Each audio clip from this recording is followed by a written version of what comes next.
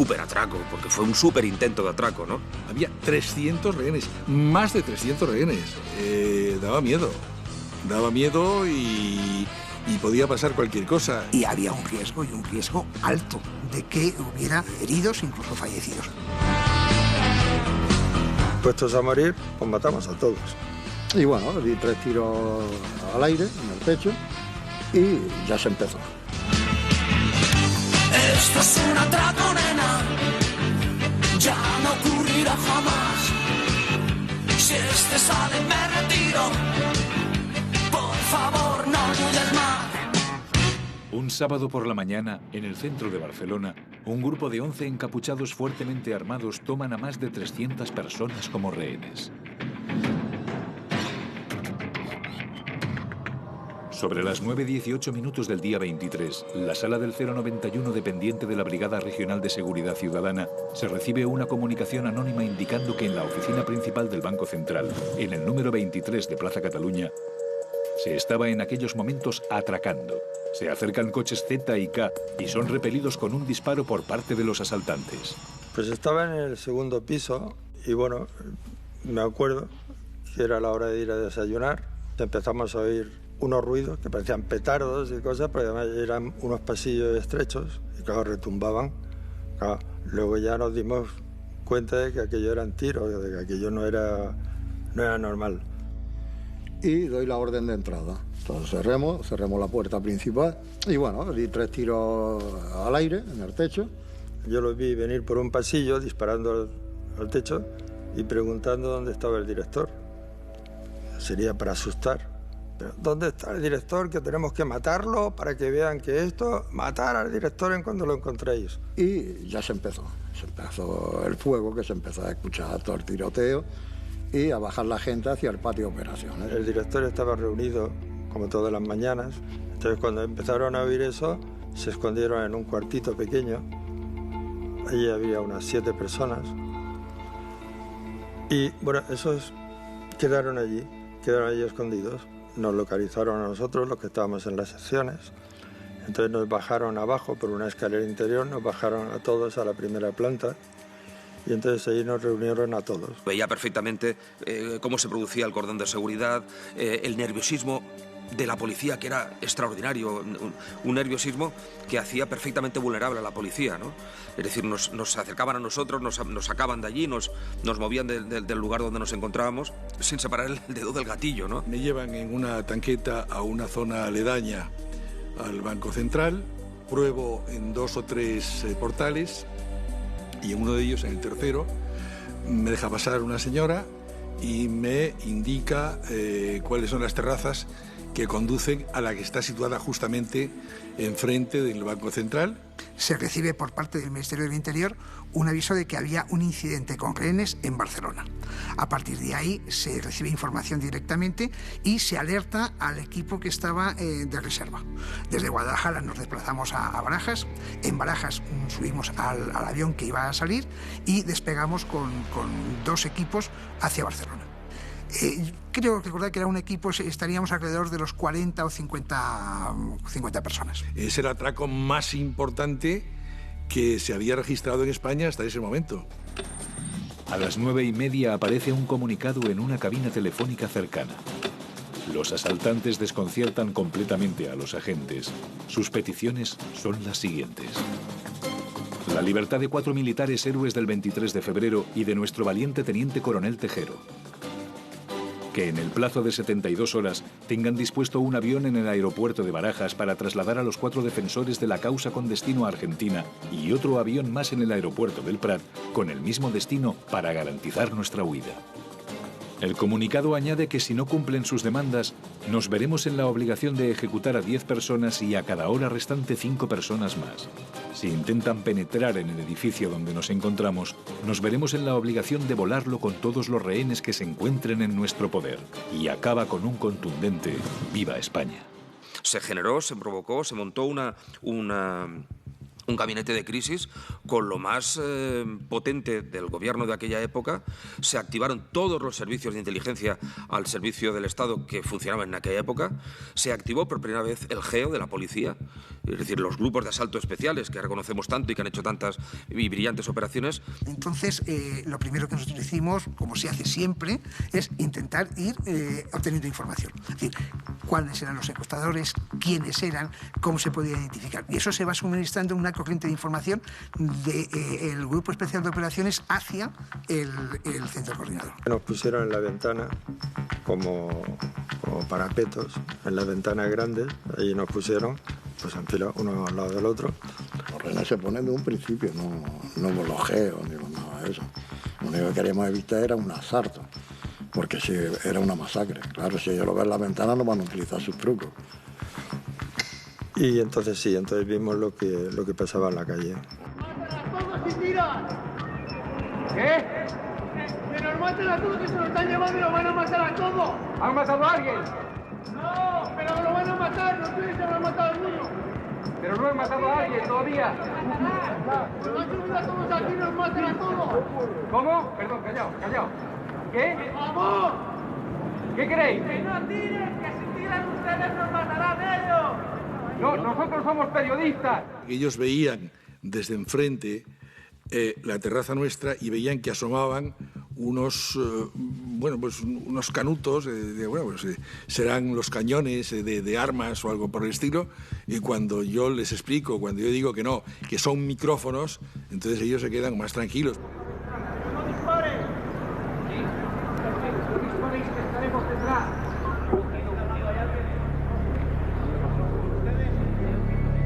Pusieron las radios y la verdad es que la radio estaba transmitiendo todo el operativo de la policía, de que si ahora suben por aquí, ahora están detrás del árbol, ahora... O sea que tenemos información de primera mano, tanto nosotros como los asaltantes, a través de la radio. Van a poner sacos terreros, la red de alcantarilla, para tapar una onda expansiva. Pues si explotábamos el edificio, ¿no? No podemos olvidar que hacía 3 meses se había producido el asalto al Congreso de los Diputados por el teniente coronel Tejero y algunos guardias civiles. ¡Quieto todo el mundo! La opinión pública, incluso muchas de las personas que habían estado en aquellos momentos, estaban muy sensibilizadas con respecto a la Guardia Civil. Se empezó a pensar que efectivamente que podrían ser guardias civiles y que incluso uno de ellos podía ser el capitán entonces Sánchez Valiente. Los altos mandos del Ejército y la Guardia Civil creen saber quién puede ser el número 1. Podría tratarse del capitán Gil Sánchez Valiente, un guardia civil sobre el que planean la duda de su implicación en el 23F. Muchos piensan que él se llevó un maletín con importantes documentos vinculados al golpe de Estado. Desde el 23 de febrero, Sánchez Valiente está en paradero desconocido. Pues hace pensar a Calvo Sotelo, al presidente del gobierno, dice, ¿y si es verdad? Pudimos llegar a obtener información contrastada de que algunos de los secuestradores llevaban unos botines de punta. No era un calzado que normalmente emplearan guardias civiles. Nunca me he hecho pasar por guardia civil, nunca.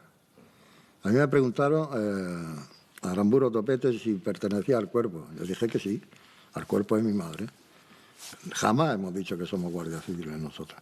Cuando hablo con el mando policial, piensa que no son guardias civiles, sino que es un chorizo corriente y moriente. Se apoya en el tipo de nota que encuentran en una cabina, una nota con faltas de ortografía y con una redacción, pues, muy, muy dudosa. Yo sabía que ni Tejero, ni Milán Derbo, ni la Armada, ni el Mar Roja iban a salir, ¿me entiendes? Yo no iba a esperar un avión porque eso era un cuento chino. Y empieza a fabricar todo su argumentario sobre que él era enviado, había sido contratado por una alta instancia de los servicios de inteligencia del Estado, que el objetivo era no llevarse el dinero, sino que obtener de una determinada caja de seguridad determinada documentación que pertenecían al actual rey emérito, ¿no?, a Juan Carlos I, y que eran datos sobre el papel que había podido jugar en las semanas, incluso en los meses antes del golpe de Estado que lidera Tejero. Cuando bajo por primera vez a la Cámara es cuando se había abierto la 156,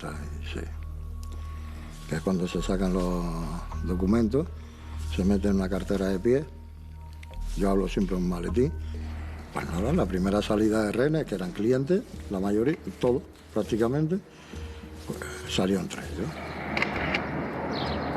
El primer grupo nunca fue identificado. Vilagrán, siempre lo he dicho, que Vilagrán salió con los documentos. Era un antiguo miembro del CSI y bueno, era el contacto ya definitivo que tenía con los mandos aquí en Madrid. Los rehenes que iban liberando nos hablaban de, según su apreciación, de una organización como militar. Incluso algunos de los rehenes llegó a decir que llevaban CEDMES. Aramburu Topete, creo recordar, que dio orden a todos los cuarteles de la Guardia Civil de España para saber si todos tenían su CEDME, si todos los guardias civiles tenían su CEDME.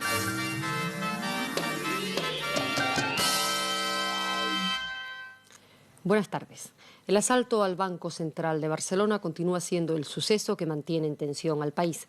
Tensión que ha aumentado considerablemente en el transcurso de las últimas horas ante las nuevas amenazas de muerte para los rehenes que han hecho los asaltantes. Habla un compañero mío de Radio Nacional, Pedro Vidal, llama por teléfono al banco y, con gran sorpresa, resulta ¿con quién hablo? Con el número 1.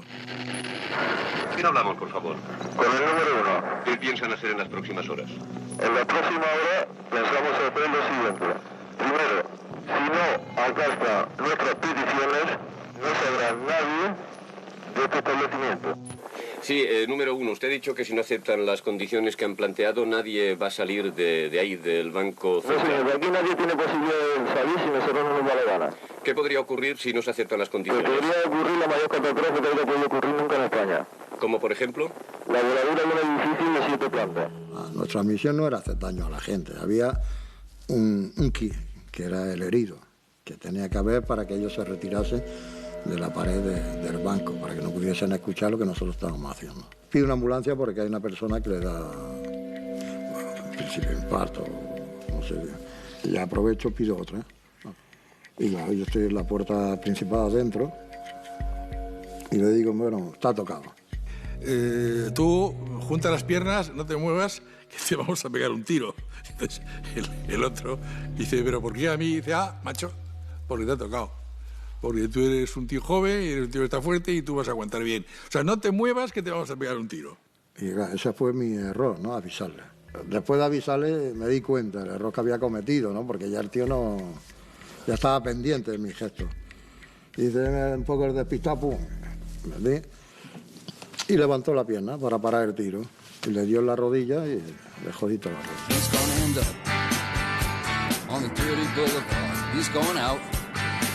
To the dirty boulevard, he's going down to the dirty boulevard. Inicialmente a nosotros nos pareció una cosa muy interesante de poder entrar con la Cruz Roja, haciéndonos pasar como si fuéramos de la Cruz Roja, para que nosotros o gente nuestra pudiera valorar desde un punto mucho más cercano qué es lo que había dentro. Bien, cuando esto se lo planteamos a la Cruz Roja, ellos se negaron en rotundo y nos hicieron saber que, lógicamente, su compromiso ético les impedía a poderse prestar a esa colaboración con nosotros, puesto que podría entenderse como un fraude, dijéramos, a su actuación, que siempre era totalmente aséptica e imparcial. A la vez que estamos recibiendo esa información, lo que estamos estudiando es cómo podemos y cómo debemos hacer ese círculo, ese primer círculo, para aislar el objetivo del resto. Hubo un rato que dejaron llamar. Hubo mucha gente que llamó. Yo no sé por qué, o me enteré tarde, o no estaba por allí, o estaba en las ventanas. No me acuerdo por qué, pero sé que hubo gente que habló con las familias. Una de las primeras medidas era controlar las comunicaciones con los secuestradores. Era muy importante el que nosotros pudiéramos, y cuando digo nosotros no estoy hablando del Grupo Espacio de Operaciones, sino de todo el equipo, que no hubiera interferencias en las posibles negociaciones o incluso en las comunicaciones que había entre los secuestradores y el resto. Eso fue muy difícil porque el Banco Central tenía muchas líneas telefónicas. Entonces era complicado poder cortar todas ellas. De hecho, pudimos detectar cómo se hacían llamadas desde el exterior al banco y esas llamadas eran atendidas algunas veces por algunos de los rehenes e incluso otras por los propios secuestradores. charlando, fumando, con pasamontañas, pero fumando, hablando con la gente, cada uno, bueno, que no había una tensión dentro del banco, ¿eh? De hecho, comimos bien. Yo prácticamente me comí un pollo a las entero. Lo peor es los que no ven lo que pasa. Que no sabes cómo va a acabar esto. 2 rehenes han sido liberados a las 11:30 de la noche y otro 1 hora más tarde, con lo que se eleva a unas 98 las personas que permanecen retenidas en la sede del Banco Central, en la Plaza de Cataluña de Barcelona, asaltada por un comando ultraderechista en la mañana del sábado. Durante el día, la visión sobre el interior del banco era muy complicada. ¿Por qué? Porque la iluminación del banco a través de la luz solar nos daba sombras en el interior. Claro, por la noche se cambia la partida y entonces las luces del interior del banco a nosotros nos permiten ver mucho más en el interior. José Juan Martínez asegura que las mismas personas que lo contratan le facilitan los planos de la cámara acorazada del Banco Central. Una manera rápida de salir es abrir un agujero en la pared hasta encontrar las alcantarillas y fugarse por el subsuelo. Total que me viene un compañero, el que estaba encargado del túnel, y me dice, hemos encontrado piedra. Y digo, vale, mejor, más rápido. Dice, ¿qué va? No se rompe. ¿Cómo no se rompe? Bueno, limpiarla, sacáis una y a partir de ahí pues se va. Dice, no, está la parte ancha, está detrás. No se pueden sacar las piedras. Entonces bajé al sótano, estuvimos probando, que eran los ruidos que por la noche se empezaron a sentir.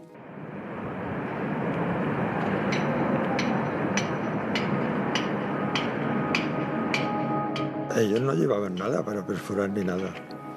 O sea, ellos no venían cargados con picos y palos. Había un cuarto con herramientas para mantenimiento y martillos y escoplos de esos o tal, y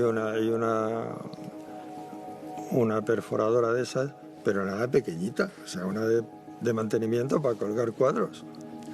Iban a picar en una pared de una cámara acorazada con una maquinita de estas y los otros pegando con un martillo y un escoplo.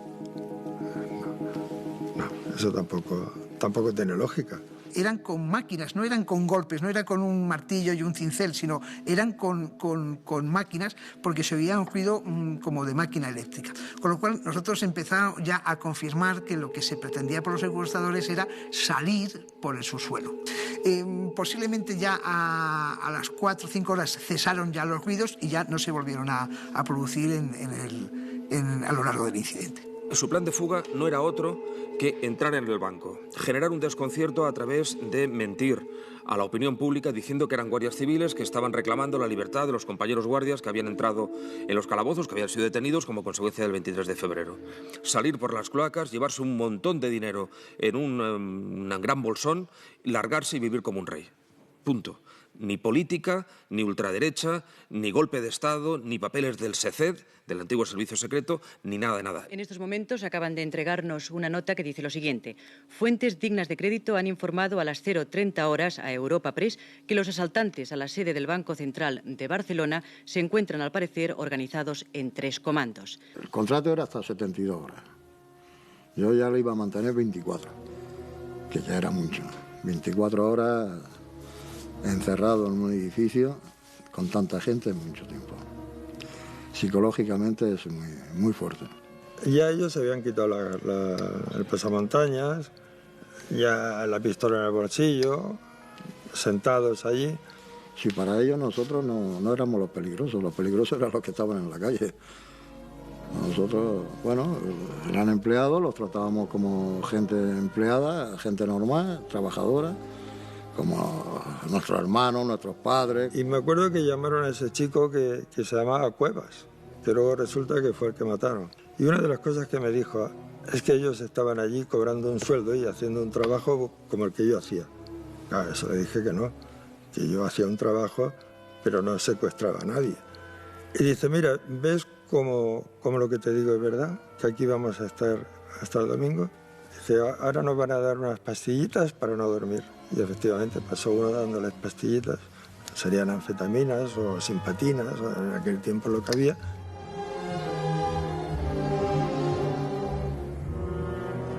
Y se subieron 500 millones, una montaña de billetes ahí que no la habían visto en su vida. Solo los que trabajaban en la cámara y el cajero principal habían visto tanto dinero. La naturaleza humana muchas veces hace cosas que no son lógicas. Si verdaderamente ellos inicialmente, como así parece ser, se querían llevar el dinero y no pudieron hacerlo, pretendían quemarlo y quemándolo podía ser una medida de presión. Pues podría ser. ¿Cómo va a pegar fuego ahí adentro? Tenemos que salir con mascarillas todos, con los hijos. Desde luego lo que eso ya descartó por total que fuera un robo. O sea, porque claro, ir a robar unas sacas, ya están en la saca, y vaciarla, ¿para qué? Bueno, pues para hacerle ver que realmente no íbamos a poner dinero. Es ilógico. Es imposible que fuera una otra cosa, ¿no? On the dirty boulevard, he's going out to the dirty boulevard. He's going down to the dirty boulevard.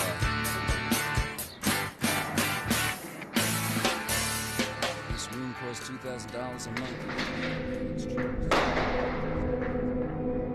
Lo de la tanqueta también fue una cosa, o sea, ¿pero con qué finalidad? Bueno, finalidad que también nos pusieron en peligro. Y joder, una tanqueta de la Guardia Civil ahí. Digo, qué raro. Y entraron por la calle atrás, que no me acuerdo ahora el nombre, y salieron a Rambla. Que es cuando empiezan a amenazarnos de que salgamos como unos arrepentidos o algo así, creo que dicen. Atención, los que me estáis escuchando en el interior del banco. Vuestro intento ha fallado. Solo os queda elegir. O salís como unos equivocados o lo hacéis como unos criminales. La tanqueta hizo un mensaje digno del jueves, diciendo que o salían como equivocados o salían como asesinos. A esas horas de la mañana ya del domingo, que ya estaba todo esto, estaba ya tragado. De vosotros depende exclusivamente el trato que hayáis de recibir.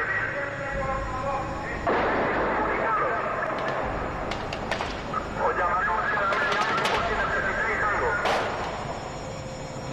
Entonces di orden de disparar, le dispararon a la tanqueta. Cuando sintió el impacto de un 45, pues el hombre, el piloto, se puso nervioso, casi se come el bordillo del jardín y bueno, y se retiraron. Y yo vi agujeros de bala a la altura de la cintura, en los mostradores, en tal, de estos que tampoco eran muy expertos tiradores. Quien va a la tanqueta es un teniente de la Guardia Civil. Por lo tanto, la Guardia Civil también se incorpora junto con la Policía Nacional en todo lo que es el anillo de seguridad, las dos operaciones Jaula, la primera alrededor de Plaza Cataluña y una segunda en el área metropolitana de Barcelona, junto con las policías locales de seguridad. Es decir, el Estado puso todo lo que había allí, porque el Estado en aquel momento se jugaba ser o no ser como Estado. Había que hacer una demostración de fuerza también, ¿no? Porque si nos acojonamos ahí detrás de unas paredes, había que hacer una demostración de fuerza, pero es que no se temía. José Juan Martínez, encapuchado él y sin saber quién era todo esto, se pegó 3 o 4 paseos por la calle con un responsable del banco. Hombre, daba miedo y podía pasar cualquier cosa. En aquel caso me imagino que lo cogieron, o oí que lo cogieron porque era el más jefe de todos los que había por allí, aunque no era verdad que había algún jefe por ahí emboscado, pero bueno, en el momento era el cajero principal, o sea que me imagino que cuando entraban a la caja, pues el que tenía las llaves era él, pues vale, pues tú. A la primera salida, la única que corre peligro ya. Si a mí me mata, él muere conmigo. A partir de ahí es como si saliésemos a tomar un café. Ya se ven muchas imágenes de que ya ni le llevo apuntado, bueno, está, que el martillo va bajado, que el dedo va fuera del gatillo. No flaqueó en ningún momento. De verdad, yo lo conocía porque éramos compañeros y tal, y era un tío bastante duro, bastante seco. O sea que escogieron, no sé por qué, pero escogieron a uno que les iba a hacer el papel.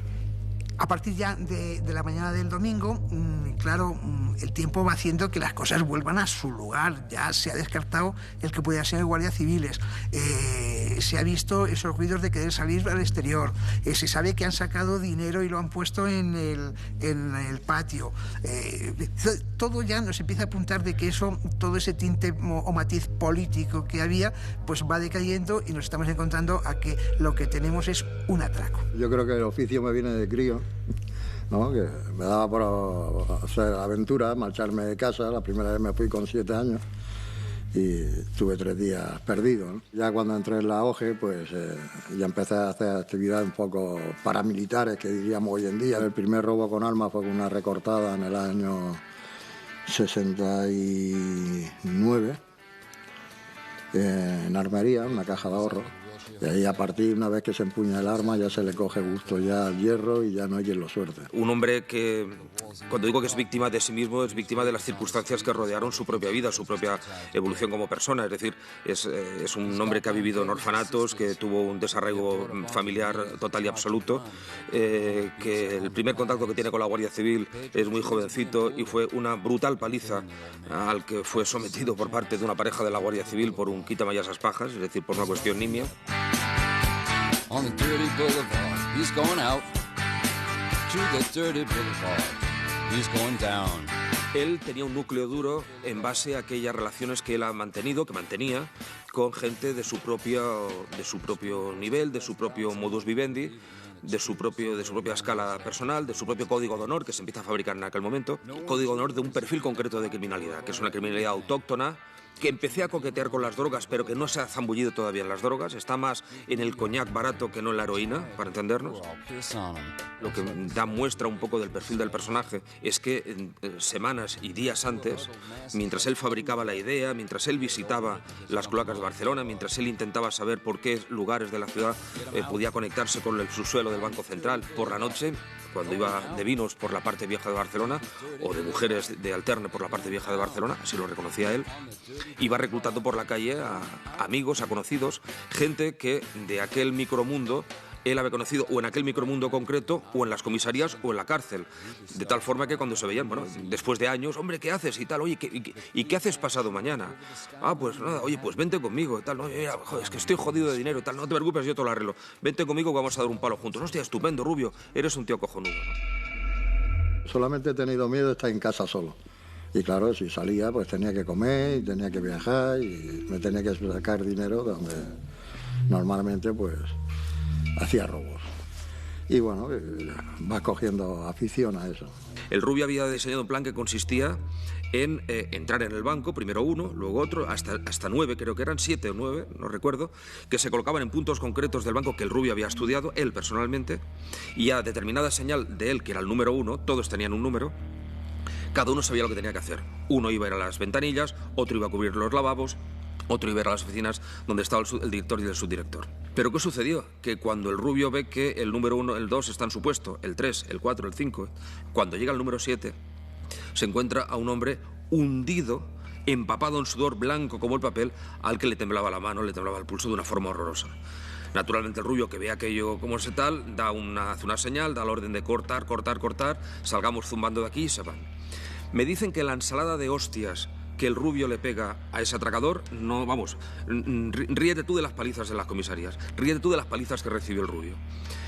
A tortazo limpio le dijo, pero ¿no te das cuenta que por tu culpa casi nos pillan? No, jefe, es que me he puesto nervioso, es que no sé qué me ha pasado, es que el corazón se me salía por el pecho, es que no sé qué me ha pasado y tal. A este se le calmó al día siguiente, cuando se hizo efectivamente el atraco, a base de 4 o 5 licotazos de coñac que le dejaron perfectamente en una situación proclive para llevar a cabo el golpe. Entonces se llevó a cabo por segunda vez el intento de asalto, esta vez ya consumado, del Banco Central. Por parte del delegado del Gobierno, el señor Rovira Tarazona, y por parte del director general de la Policía, Fernández Dopico, se planteó el interés de que ellos querían ir a hablar con los secuestradores, entrar dentro del banco, de tal forma de que ellos pues, pudieran hablar con ellos e incluso poder obtener información de alguna forma para ya descartar y tomar alguna detención. Ellos dijeron, digo, sí, no se preocupen, no se lo va a secuestrar, hablamos, discutimos y ustedes sabrán lo mismo que han entrado. Yo le di mi palabra o no, que aquí no se les va a retener.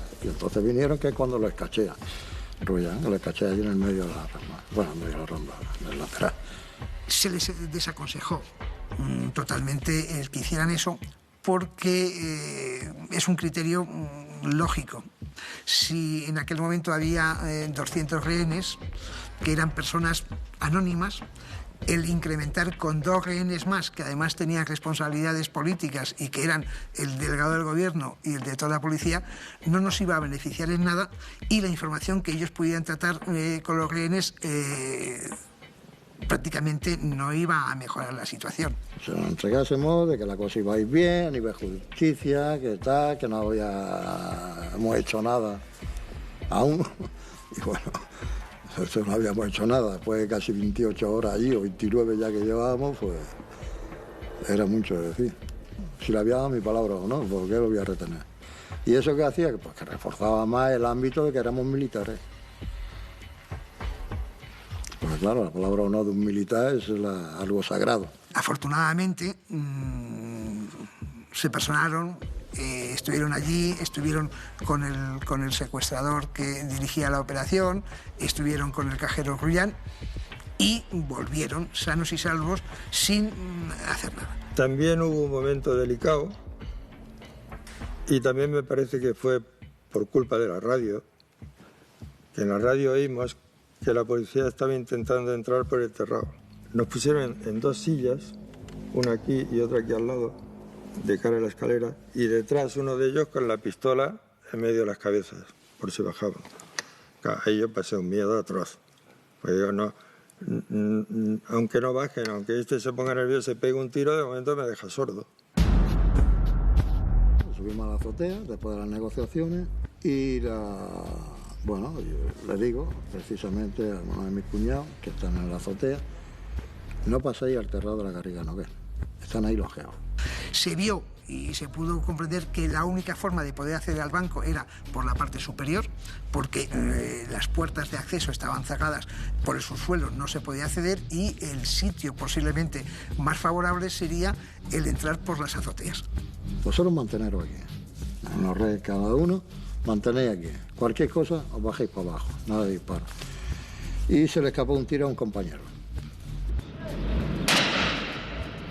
Sobre las 7 o las 8 de la tarde es cuando ya empezamos a ver unos movimientos en la azotea. Ahí eso se le impide, se hace fuego y automáticamente esa iniciativa es la que desencadena todo lo que podríamos decir la actuación del Grupo Especial de Operaciones.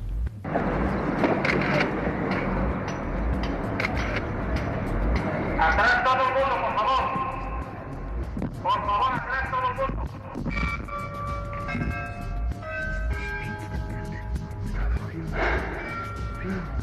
Era para los policías, cuidado.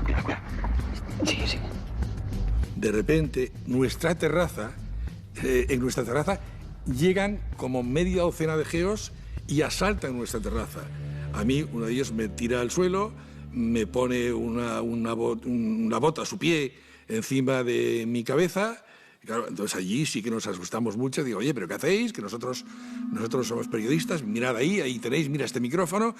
Suben para arriba, en fin, visita la zona de la azotea, y la orden de actuar de los geos fue una orden un tanto temeraria. Los geos no podían intuir, no estábamos ante delincuentes conocidos, cuya identidad podía ser suficientemente elocuente como para saber a quién había que atacar y a quién no había que atacar, ¿no?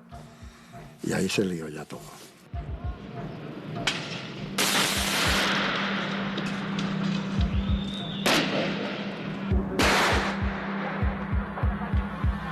Claro, el que muere sale en defensa del compañero, que son los impactos que se escuchan más fuertes, que es de un 45 que lleva.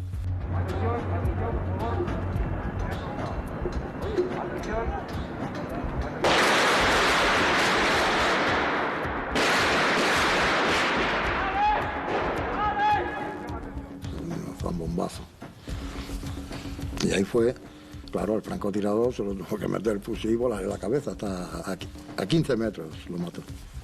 Baja uno corriendo, coge su fusil aquel, nos ponen a todos en fila y aquel tío estaba llorando. Han matado a mi hermano. Como nos van a matar a todos, pues vamos a matar a estos. Puestos a morir, pues matamos a todos. Y ese fue un momento de más miedo. de más pánico, porque un tío está en ese estado llorando con la metralleta y nosotros ahí delante, pues... Y hubo una situación muy crítica. El otro que habían matado al hermano, que era mi cuñado, había que contenerlo, había mucha tensión.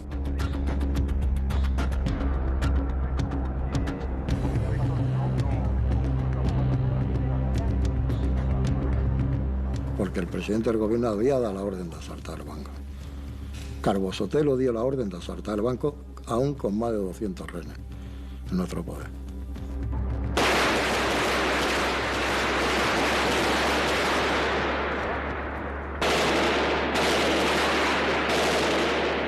Déjame que lo diga vulgarmente, hay una ensalada de tiros que sería objeto de una cierta revisión, incluso judicial, si esto lo pillara un juez actualmente. Y había un riesgo, y un riesgo alto, de que hubiera heridos, incluso fallecidos.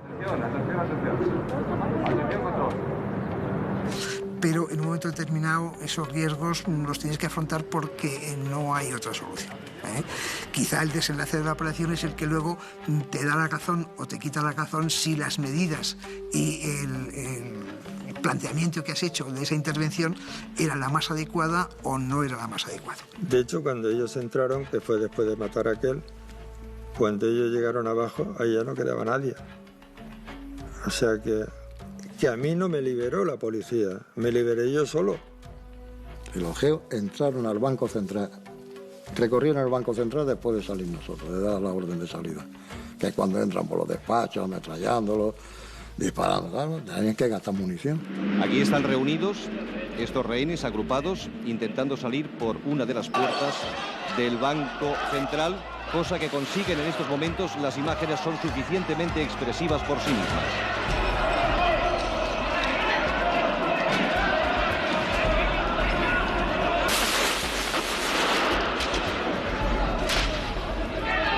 Los rehenes, lógicamente, buscan lugares de protección, puesto que se producen intercambios de disparo entre los miembros del GEO y los secuestradores. La salida fue épica, porque había unos policías que nos decían, venid para acá, otros que nos decían, tiraros al suelo, otros para acá. Entonces eso, acompañado de un tiroteo, el entorno era ese. O sea, salir para acá, para allá, para tal, y pam, pam, y pam, pam. Para protegerse, uno de los lugares más útiles ha sido, sin lugar a dudas, el popular kiosco de venta de periódicos y de libros que se encuentra en el inicio de las Ramblas barcelonesas, junto a la fuente de Canaletas. Y también las escaleras que dan acceso a los túneles subterráneos del metro barcelonés. Yo no me refugié en la parte de adelante del kiosco protegiéndome de los tiros del banco. Yo me escondí en la parte de atrás protegiéndome de los tiros de la policía. Que yo no sé si tiraban para arriba o tiraban para abajo.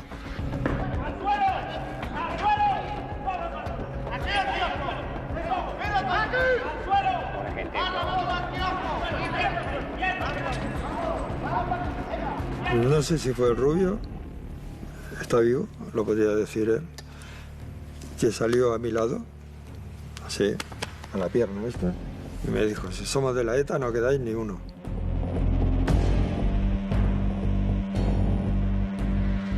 Bueno, yo salí con la pistola encima. La mala suerte me se rompió el botón, me se cayó. Yo salí a la muerte. Yo estaba convencido, y así lo dije, que muy probablemente los atracadores intentaran huir camuflados entre los rehenes, como así fue. La policía tampoco sabe. Se cambiaron de ropa algunos y ¿qué cara tiene un atracador? Ahí se produce vara rasa por parte de la policía, como no podía ser de otra forma, y aún así hubo quien se escapó, que luego acabaron cayendo, naturalmente, ¿no? Es que no llegué a temer por mi vida, pero claro, es que yo no sabía dónde venían los tiros, yo solo oía de tiros. Pero claro, luego pensé, digo, pero si han salido todos con nosotros, ellos no pueden estar disparando.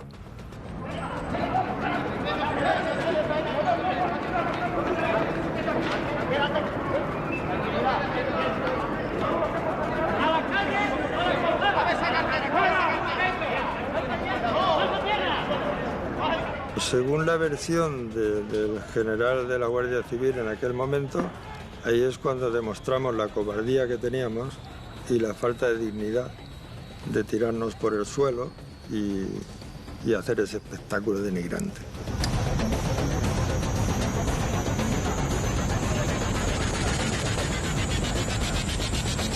Entonces yo no sé por qué me vino a la cabeza. Digo, pues entonces aquí no hay que arrestar. Como yo oía tiros, pero no sabía dónde venían ni por dónde iban, pues bueno, pues a dar vueltas, como en la mili.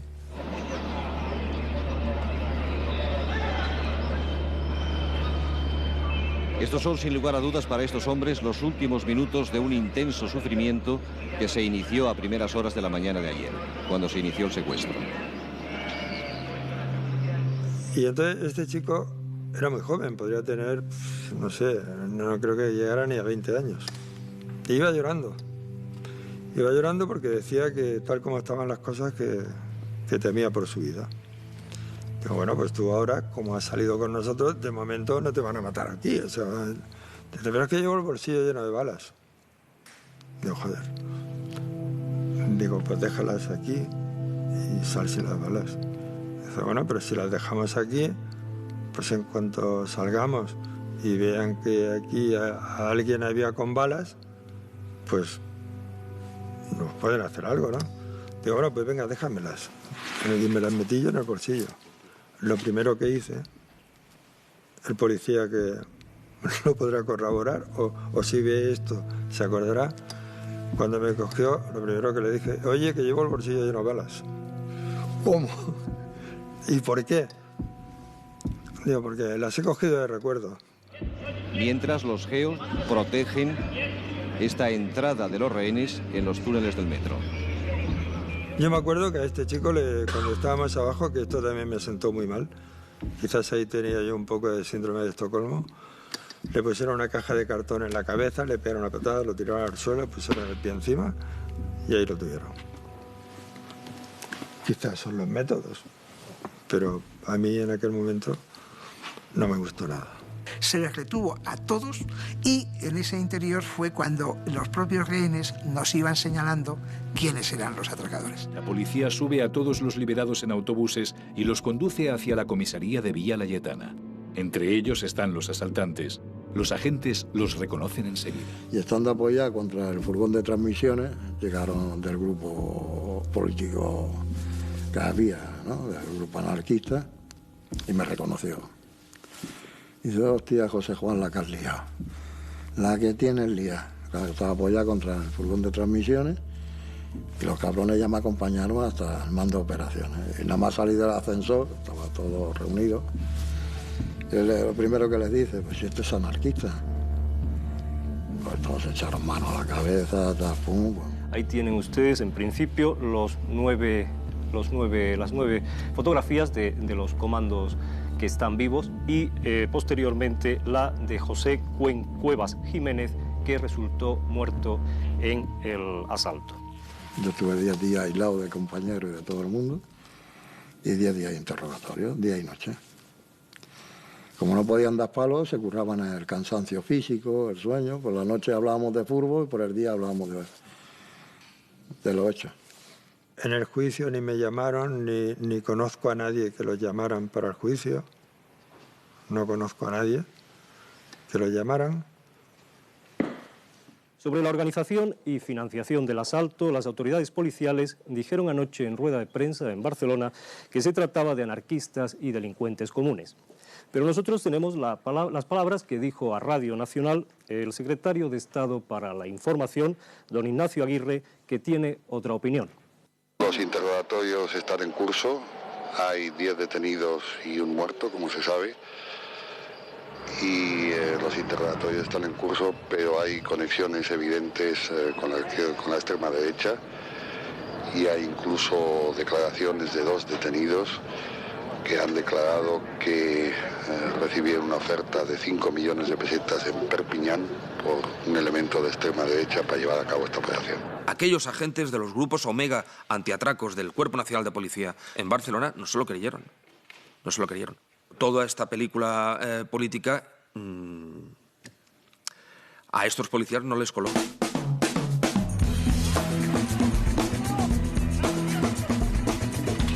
Tenía un 99% de éxito. Había uno malo, el que nos tocó. Aquello fue la primera operación de los GEOS, fue cuando se creó. Yo desperdiciar la ocasión de un titular en la prensa diciendo que habían liberado 350 rehenes. Ahora bien, he de reconocer que hay una pregunta fundamental que a todos nos apremia y al gobierno también. ¿Quién está detrás de estos hechos? Hombre, porque fue un súper atraco, porque fue un súper intento de atraco, ¿no? Todo ello hace que el asalto al Banco Central tenga ese atractivo histórico. Se está estudiando en las facultades de criminología prácticamente como asignatura indispensable, ¿no? Contrataron a unos tíos para estar allí un día y medio haciendo mucho ruido.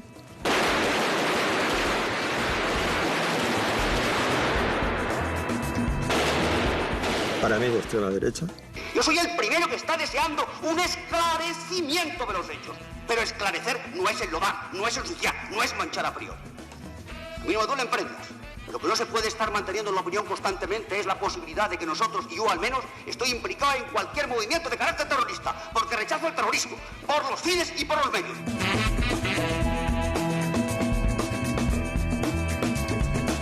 Si efectivamente el CNI o la Guardia Civil o quien fuera quiere hacerse con un maletín que se sabe que está en el Banco Central, un pollo de estos no lo montan.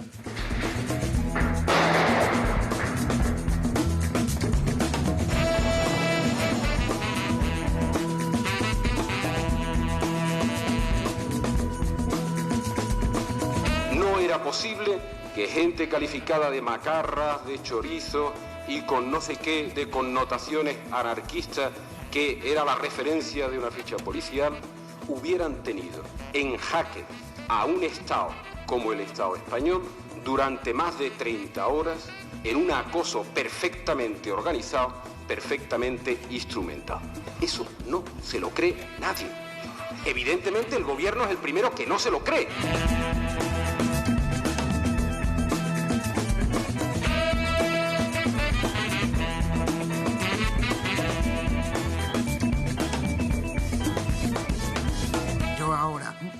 En el año en que estamos, sabiendo y conociendo perfectamente cómo actúan los servicios de información y todas las...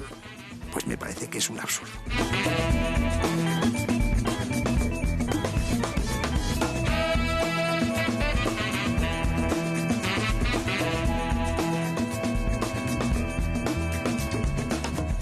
¿Qué he aprendido tantos años en la cárcel? A ser más humano. A ser más humano de lo que era antes. Y eso que antes no era malo. Para tener más humanidad y a ver más el día a día de la gente. Que es duro ya. Por eso me gusta mucho pasear, observar, sentarme, andar solo. Mirar y ves. Como un estudio psicológico de las personas cuando van para el trabajo, salen del trabajo, los problemas diarios. Eso lo expresan. Su cuerpo, ¿no? La forma, y eso me llama mucho la atención. Es como el patio de una cárcel. Llega ya tantos años a ver la gente, a caminar, a andar, a hablar, que te vuelve un psicólogo directo de la gente, ¿no?